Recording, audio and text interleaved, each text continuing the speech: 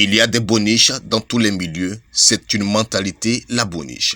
Ce n'est pas un état, disait l'écrivain poète et parolier français Boris Vian. Il convient simplement de changer de mentalité, quelles que soient les réalités. Cette pensée, Noé Moïse Kosonou l'a comprise. C'est pourquoi il appelle à un changement de mentalité à travers son dernier ouvrage intitulé « Non, ça doit changer » paru aux éditions Serap, Centre de recherche et d'action pour la paix.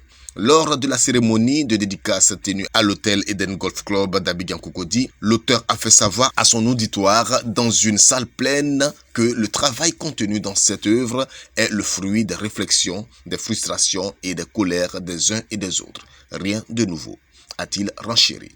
Monsieur Kosonou, dans son discours de présentation, est parti de la détermination insufflée par Samuel Eto'o, footballeur camerounais à l'équipe nationale de son pays avant le match contre les éléphants de Côte d'Ivoire comptant pour les éliminatoires du mondial 2022. Pour lui, si le Cameroun est arrivé à bout de la Côte d'Ivoire, ce fut grâce à la combativité qui ne se trouve pas dans les muscles, mais dans l'esprit. Il a utilisé plusieurs exemples pour illustrer sa thèse. C'est ce message de Samuel Eto'o. Ce qui s'est passé, je ne sais pas s'il y a 2 semaines, la Côte d'Ivoire était confrontée au Cameroun pour les éliminatoires de la Coupe du Monde.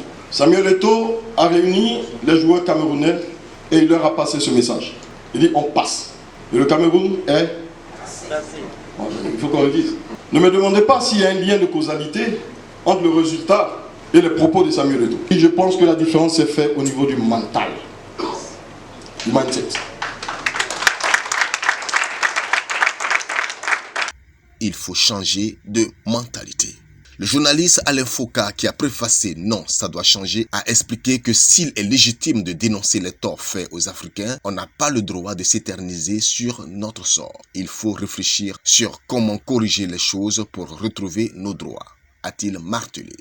L'homme de médias a dénoncé le fait que l'Afrique n'a pas d'archives d'origine africaine. Les seuls qui existent sont ceux qui ne sont pas écrits par les Africains et souvent truffés d'incohérences. Pour lui, il convient de sauver encore de ce qui reste de l'Afrique, de sa mémoire et le consigner dans un écrit comme celui qu'il tient dans la main. Non, ça doit changer est la peinture du visage hideux de la pauvreté, son origine, ses déboires et les solutions. Un livre à lire et à faire lire surtout aux Africains. Nous avons beaucoup de problèmes dans ce pays. Les problèmes dans les solutions, pour moi, ne peuvent pas être forcément venus nécessairement de l'extérieur. Les populations ont leurs responsabilités, nos gouvernants ont leurs responsabilités. Donc j'ai écrit ce livre pour interpeller toutes les parties prenantes, les populations et le gouvernement, pour dire qu'il y a mieux à faire. Il y a des solutions beaucoup plus pratiques à faire. Sans la mise en œuvre de ce type de solution, on ne pourra jamais arriver.